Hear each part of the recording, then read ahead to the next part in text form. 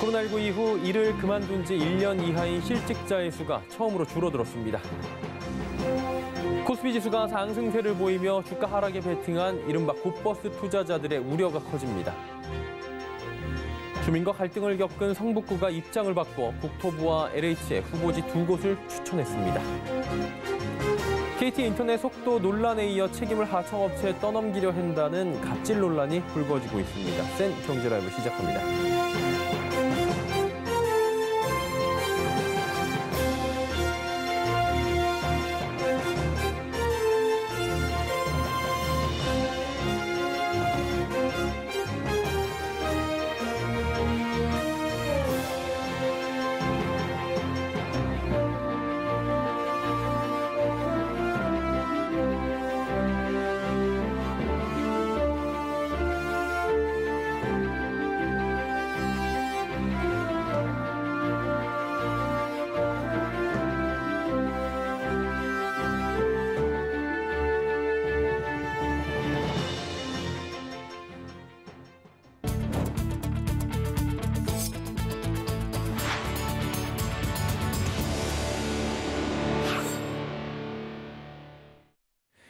시청자 여러분 안녕하십니까? 센 경제라이브 서정덕입니다. 코로나19 사태 이후 일을 그만둔 지 1년 이하인 실직자의 수가 처음으로 줄어들었습니다. 박광원 더불어민주당 의원실에 따르면 지난달 기준 일을 그만둔 지 1년 이하인 실직자는 약 358만 명으로 지난해와 비교하면 36만 명이 넘게 줄어들었습니다. 특히 직장 폐업이나 정리해고, 사업부진 등 비자발적 이유로 일자리를 잃은 사람의 증가폭도 크게 줄어든 것으로 조사됩니다. 고용 지표가 개선된 것은 수출과 내수 개선으로 민간 일자리가 회복하며 코로나 위기로부터 점차 벗어나는 모습이 반영된 것으로 분석됩니다. 앞으로 10년 동안 전국 어디든 2시간대에 이동이 가능해지는 광역철도망이 대도시권을 중심으로 조성될 전망입니다. 오늘 국토교통부가 한국교통연구원 주최로 열린 제4차 국가철도망 구축계획 수립연구공청회에서 국가철도망의 향후 10년 계획을 발표했습니다. 이번 철도망 계획은 국토 균형 발전과 노후철도 고속화, 수도권 교통 혼잡 문제 개선 등을 중심으로 마련됐습니다. 정부는 지역 광역 경제권 주요 거점을 1시간 내 이동할 수 있는 기반을 구축하는 등 지방 대도시권역 내 이동 시간과 전국 주요 거점 간 이동 시간을 획기적으로 단축하겠다는 방침입니다. 다음 달 항공업계가 운행하는 무착륙 국제관광 비행이 이달보다 3배 늘어날 전망입니다.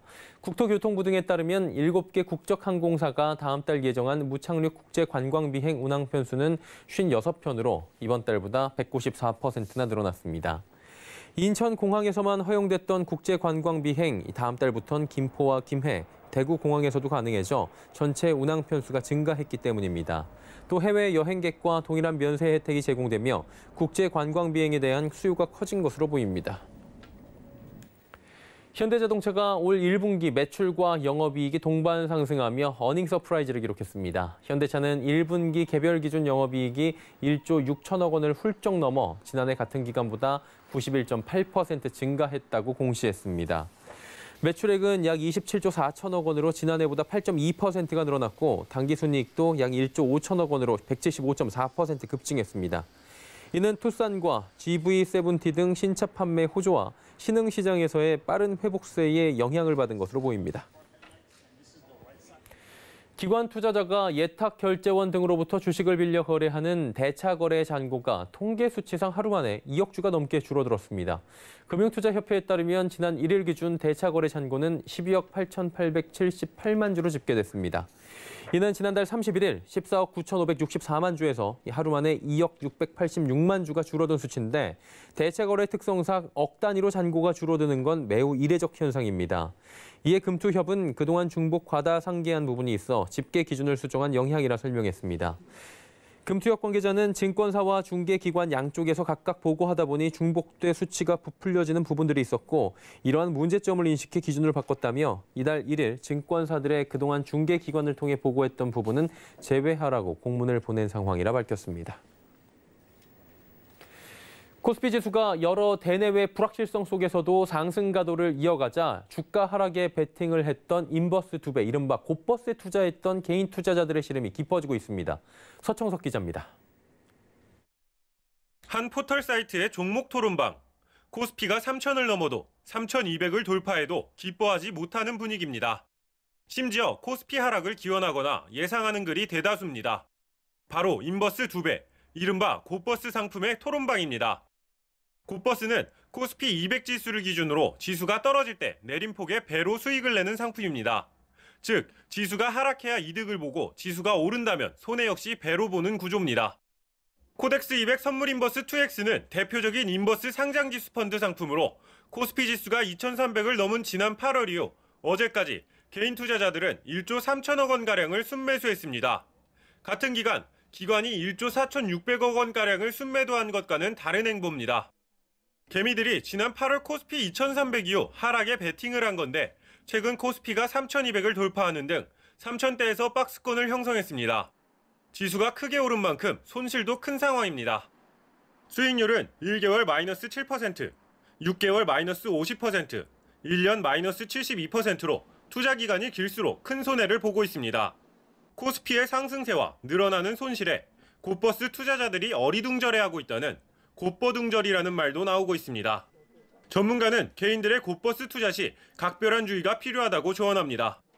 고려해야 할 부분이 되게 많아서 그거를 개인 투자자분들이 다 대응하시기가 좀 어려울 수 있는데, 가령 방향성에 대해서 확신만 있다면 레버리지나 인버스 상품이 투자 수익률을 좀 극대화시켜줄 수 있지만 그거는 정말 소수의 케이스에 해당하겠고.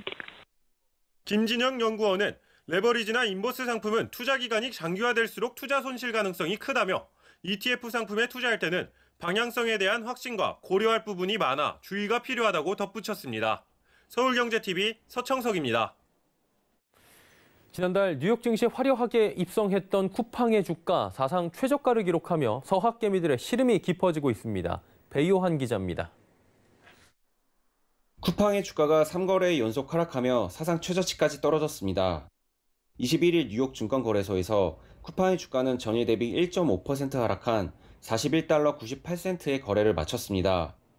지난달 11일 미국 증시에 상장한 쿠팡은 첫날 주가가 40% 이상 급등하며 시가총액이 100조 원을 돌파해 투자자들의 뜨거운 관심을 받은 바 있습니다. 하지만 상장 이후 쿠팡의 주가는 꾸준히 하향 곡선을 그리며 종가 기준으로 고점 대비 15%가량 하락했습니다. 이 기간 동안 쿠팡의 시가총액은 약 20조 원이 증발하며 시총이 80조 원 초반대까지 떨어졌습니다. 이 때문에 쿠팡 주식을 집중 매수했던 서학개미들의 피해가 우려되고 있습니다. 예탁결제원에 따르면 서학개미들은 상장 직후부터 지난 19일까지 쿠팡 주식 약 1,050억 원을 순매수한 것으로 집계됐습니다. 증권업계는 주식 보호 예수 해제에 따른 지분 출회 우려가 주가에 부담을 주고 있다고 조언했습니다. 임직원에게 부여된 스톡옵션 3,400만 주가 시장에 풀린 데다가 대형 투자자들의 보유 물량도 쏟아질 수 있다는 우려 섞인 분석도 나옵니다. 서울경제TV 배환입니다. 이사 대책 이후 도심 공공주택 복합사업 후보지 추천을 두고 주민과 갈등을 겪었던 성북구의 이야기 저희가 지난주에 보도해드린 바 있었죠. 그런데 성북구가 입장을 선회했다고 합니다.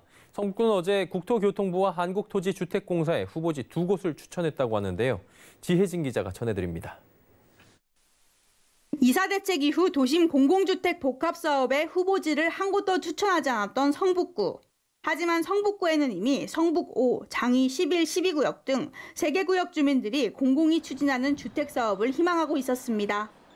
공공이 직접 시행하는 방식 때문에 반발심이 있는 다른 구역과 달리 이들은 이사 대책에 우호적이었습니다. 빠른 사업 속도라는 장점뿐 아니라 이들 지역은 민간 재개발로는 사업이 어려워 공공의 보조가 필요했기 때문입니다. 주민들이 수차례 구청을 항의 방문하고 공문을 보낸 끝에 관심을 보이지 않던 성북구가 결국 입장을 선회했습니다. 서울경제TV 취재 결과 성북구는 어제 저녁 국토부와 LH 등에 성북 5구역과 장위 12구역을 후보지로 제안한다는 메일을 보낸 것으로 확인됐습니다. 다만 장위 11구역은 기존에 추진되고 있는 사업이 있어 이번 추천에서는 제외됐습니다. 성북구는 LH 통합지원센터에 문의한 결과 타 법령에 따라 추진되는 사업이 있을 경우 중복 사업이 불가하다는 의견을 받았다며 장위 11구역은 도시재생 뉴딜 사업 때문에 추천지에 올리지 못했다고 설명했습니다.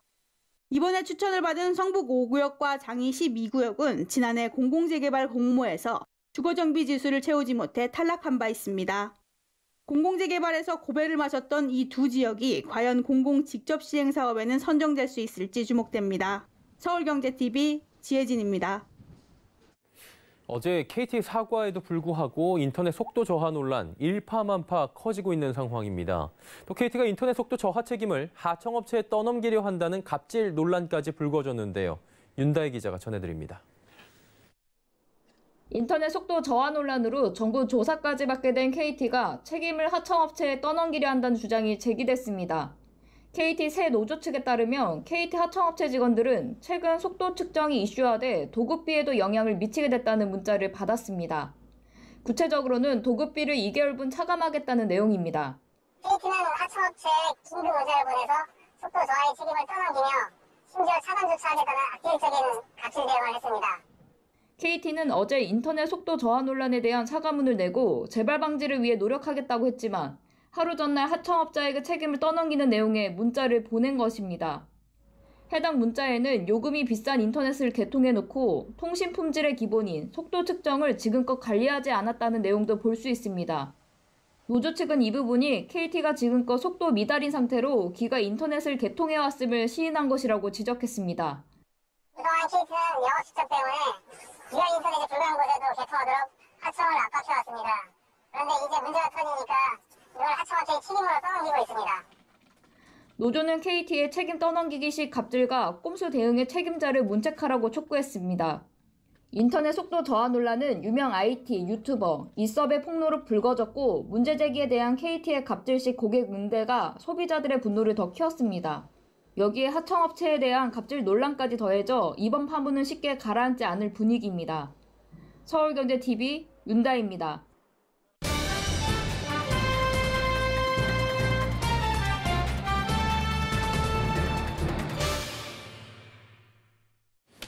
지난달 25일 특정금융거래정보법 개정안이 시행됐습니다. 암호화폐 거래소들 셀프 퇴출 선언이 잇따르고 있는 상황이라고 하는데요. 이러다가 현재 은행과 실명 계좌를 트고 있는 4곳의 거래소 이외의 모든 거래소들이 퇴출되는 게 아니냐 이런 전망까지 나오고 있는 상황입니다.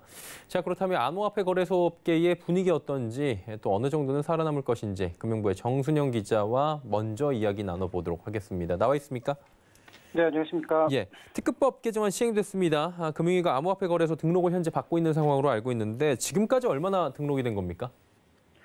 네, 오늘까지 암호화폐 거래소 등록을 한 업체는 한 군데도 없는 것으로 알려졌습니다. 문성수 금융위원장은 오늘 국회 정무위에서 암호화폐 거래소가 200여 개가 있지만 다 폐쇄될 수 있다라는 전망까지 내놓기도 했습니다. 또 주식 시장과 같은 투자라기보다는 투기적인 성격이 강하기 때문에 보호해야 할 대상이지 여부에 대해서는 또 난색을 표하기도 했는데요. 불법적인 자금 흐름을 막기 위해서 특검법을 시행하는 것이지 제도와 안에서 코인의 투기 열풍을 보호할 수는 없다라는 취지의 발언으로 이해할 수가 있습니다. 암호화폐 거래소들 진짜 은성수 위원장의 얘기처럼 많이 퇴출될 가능성이 있어 보여요. 근데 실명 계좌 특이를 꺼려하는 이유가 있나요? 네, 암호화폐 거래소는 정보 보호 관리 체계 인증과 또 실명 계좌 발급 요건 등을 갖춰야 되는데 유예 기간이 끝난 오는 9월 24일인데요. 실명 확인 계좌를 얻지 못하게 되면 폐업 수순을 밟을 수밖에 없습니다. 은행들은 어찌 보면 암호화폐 거래소에 대한 검증 체계를 떠안게 된 셈인데요. 과거의 펀드 사태와 같은 엄청난 후폭풍을 피하기 위해서라도 은행들이 거래소들과 거래를 기피하거나 심사를 매우 강화할 가능성이 큰 상황이기 때문에 애초에 자신이 없는 거래소들은 자진 퇴출 절차를 스스로 밟고 있는 겁니다. 현재 시중은행과 실명 인증계좌 제휴를 맺고 있는 거래소는 업비트, 빗썸, 코인원, 코빗 이렇게 4개뿐인데요. 이외에도 쿠팍스, 한빛코, 지닥 등이 이 협의를 진행 중인 것으로 알려졌고 많아야 5개에서 한 10개 정도의 암호화폐 거래소가 살아남지 않겠느냐라는 전망도 한편으로 나오고 있습니다. 네, 굉장히 적은 업체가 살아남지 않을까라는 조심스러운 전망인 건데 근데 이 암호화폐 제도권으로 완전히 집어넣으면 아무래도 투기를 인정하는 셈일 것 같아서 정부가 조심스러운 것 같고요. 또 반대로 지금 불명확한 태도가 혼란을 부추기고 있다 이런 비판도 나오는데 어떻습니까? 네, 이 피해가 커지기 전에 금융당국이 먼저 현실적인 투자자 보호책을 먼저 내놔야 한다라는 지적이 커지고 있습니다. 이 특검법으로 은행의 책임을 전가한 채 명확한 가이드라인을 제시하지 않아서 암호화폐 시장과 은행권이 이러지도 또 저러지도 못하는 상황에 내몰린 건데요. 여기에 최근 범정부 특별 단속까지 벌이면서 은행들의 부담을 더욱 키우고 있다는 설명입니다. 일각에서는 암호화폐의 세계적인 흐름을 뒤로한 채 투기 대상으로만 바라보는 정부의 시각에 문제가 있다면서 정부가 단기적인 정부가 압박만 한다고 해서 암호화폐 시장이 줄어들지는 않을 것이 자명한 상황이기 때문에 하루라도 빨리 소비자 보호 대책을 세우는 것이 당국의 역할이 아니겠느냐라는 목소리들도 나오고 있습니다. 당장 세부적인 법적인 근거를 마련하는 게 만약에 부담이 된다면은 방치 혹은 전가만 할 것이 아니라 당장 가이드라인이라도 좀 만들어주는 게 정부의 책임 있는 자세가 아니냐라는 논리입니다. 예, 그리고 암호화폐 세금 부과한다고 하는데 방치할 상황은 아니지 않나 이런 얘기들도 나올 수밖에 없는 것 같습니다. 금융부 정순영 기자와 함께했습니다. 여기서 보내드리고요. 일단은 지금 코빗 관계자 저희가 전화 연결을 해놨거든요. 거래소 상황 어떤지 직접 현장의 목소리를 좀 들어보는 시간 갖도록 하겠습니다. 코빗 이기영 PR팀장 연결돼 있다고 하는데요. 나와 계십니까? 네네, 안녕하십니까? 예, 안녕하십니까. 특근법 시행 이후에 좀 업계 분위기 뒤숭숭하다라고 저희도 얘기 많이 전해 들었는데 위기라는 반응도 나오고요. 현장 상황 지금 어떤 겁니까? 일단 저희 회사를 포함한 실명 인증 계좌를 갖고 있는 거래소가 4군데가 있죠. 그 4군데는 가상자산 사업자, 이제 VASP라고 약자로 쓰는데 가상자산 사업자 신고 또 이제 수리를 위해서 특근법에서 정한 가이드라인이 있습니다. 이제 거기에 근거해서 준비를 하고 있는 상황이고요. 저희를 제외한 이제 나머지 거래소들은 ISMS, 이제 정보보안 인증이라고 하는데 정보보안 인증을 갖고 계신 거래소는 은행 실명인증 계좌 확보를 위해서 지금 노력을 하고 있고 그 2개가 다 안 된 거래소들도 그 2 조건을 아마 다 충족하기 위해서 다들 이제 부지런히 움직이고 계신 걸로 알고 있습니다. 네네. 팀장님 궁금한 게 지금 이게 가이드라인을 맞추는 게 쉽진 않은 거잖아요. 지금 네네, 그렇습니다. 예, 그렇죠. 그러다 보니까 코빗까지 4대 거래소라고 우리가 이야기를 하는데 여기까지는 좀 살아남을 네네. 확률이 높아 보이는데 네. 나머지는 좀 어렵지 않겠느냐 이런 얘기들도 나오고 있어요. 어느 네. 정도 거래소가 좀 살아남을 수 있다고 보십니까, 현장에서는? 현재 지금 대한민국의 거래소가 한 100여 개 정도 된다고 알려져 있는데 아마 특검법이 9월 25일부터 정식 시행이 되면 거기서 살아남는 거래소가 한 자릿수 때 아마 10개 미만이 되지 않을까라고 지금 생각을 하고 있고 왜냐하면 좀 전에 말씀드렸지만 ISMS 인증이나 은행 계좌를 보유하는 것 자체가 조건을 만족하기가 사실 쉽지 않습니다. 특히 이제 은행 실명 인증 계좌를 확보하는 것이 거래소들 입장에서 가장 어려운 부분이기 때문에 아마 그 AML 자금 세탁 방지라고 하죠.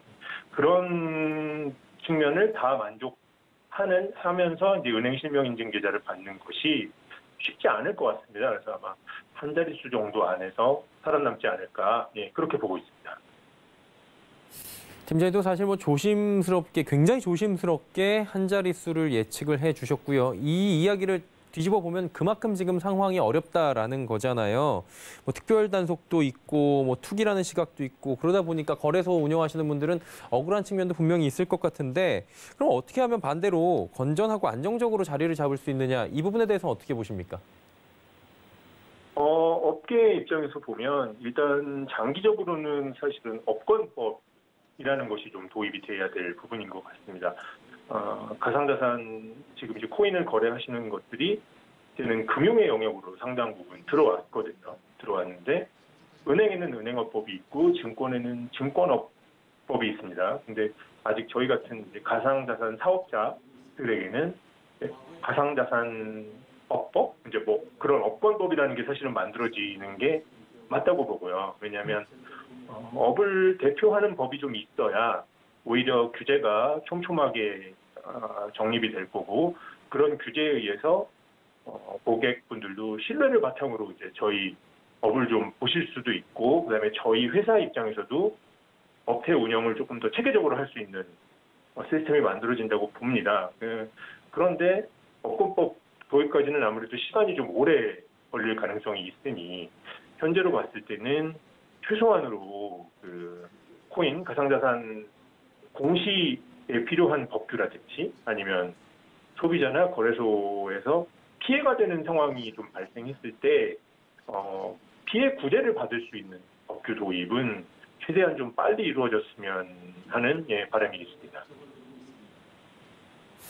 코빗이 팀장님 하루에 거래되는 금액이 어느 정도 됩니까 지금?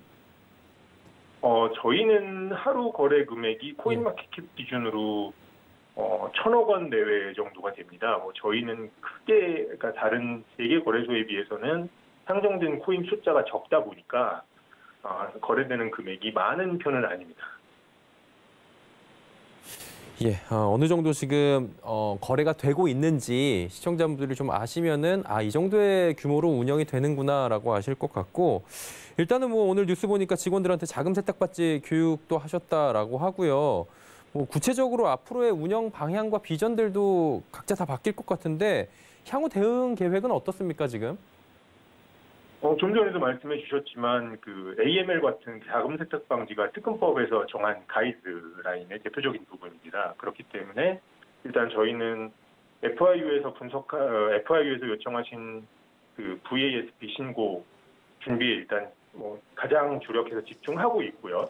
그다음에 특검법이 본격적으로 시행되는 9월 이후에는 아마 대다수 거래소들이 퇴출이 될 예상 할 수 있기 때문에 시장이 재편될 것이고, 저희 거래소가 사실은 다른 세계 거래소보다는 상장 정책이 굉장히 보수적입니다. 상장돼 있는 코인 숫자가 굉장히 적은 편인데 이러한 상장 정책을 좀 지켜가면서 근데 이제 투자자들이 조금 더 안심하고 가상자산 투자를 좀 하실 수 있게 신규 가상자산 상장도 좀 늘려나갈 계획이고요. 고객분들하고의 접점 확보가 필요하기 때문에 늘려나갈 계획이고요. 그리고 저희 같은 경우는 최근에 그 온라인 관련된 콘텐츠를 좀 개편을 했습니다. 저희 코빗 홈페이지가 전면적으로 좀 개편을 했었는데, 그 개편된 홈페이지에는 메타버스 같은 이제 최신 트렌드를 이제 가상자산 거래에도 접목을 시키고 있거든요. 이제 그렇기 때문에 조금 더 재미있게 가상자산에 이제 좀 고객들이 투자하실 수도 있고, 그런 걸 통해서 가상자산 투자에 좀 건전한 문화를 만드는데 저희가 좀 이바지를 하려고 합니다. 저희가 국내 최초로 생긴 이제 대한민국 최초 가상자산 거래소인 만큼 이런 좀 선진적인 부분도 빠르게 도입해서 고객분들께 조금 더 좋은 이미지로 다가갈 수 있도록 할 계획입니다. 예, 정부가 지금 상황을 그대로 방치하기는 시장이 너무나 커지지 않았나 이런 생각들 많이 하실 겁니다. 특검법으로 거래소가 추려지면 제대로 된 소비자 보호 가이드라인도 마련돼야 하지 않을까 싶습니다. 오늘 도움 말씀에 이기영 코빗 PR 팀장이었습니다. 팀장님 고맙습니다. 네, 고맙습니다.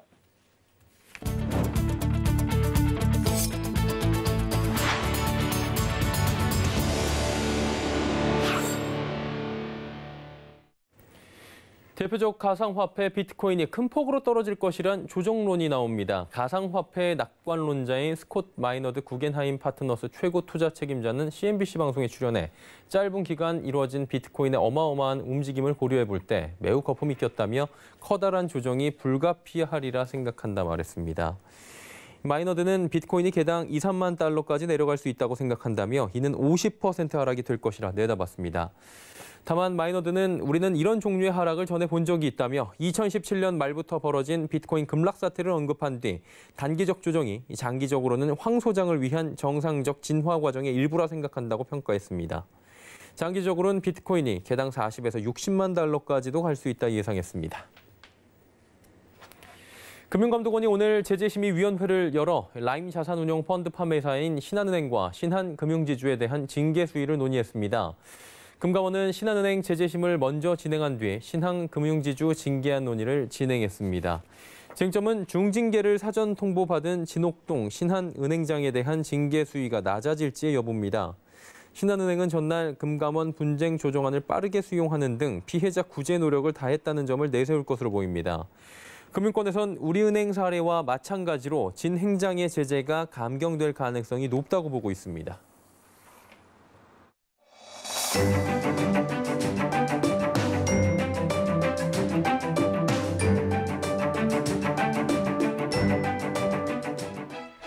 안녕하세요. K웨더 라이프스타일 리보 박유라입니다. 오늘 계절이 여름에 들어선 듯 날이 더웠습니다. 내일은 오늘보다 기온이 다소 내려가겠고 서쪽과 동쪽의 날씨가 조금 다르겠는데요.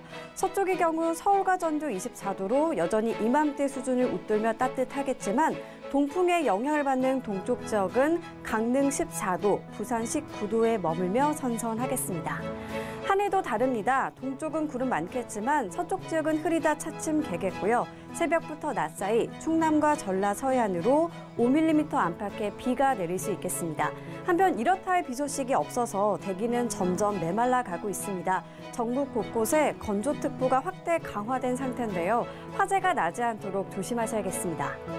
내일은 동해상에 위치한 고기압의 가장자리에 들겠고요. 충남과 전라 서해안은 기압골의 영향을 받겠습니다.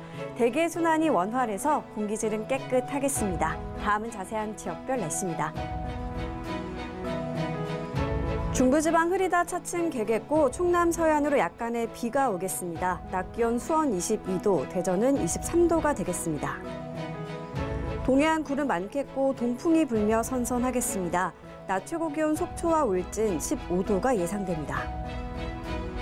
남부지방 구름 많거나 흐리겠고 전라 서해안으로 비가 조금 내리겠습니다. 낮 동안 광주 23도, 대구 20도로 따스하겠습니다.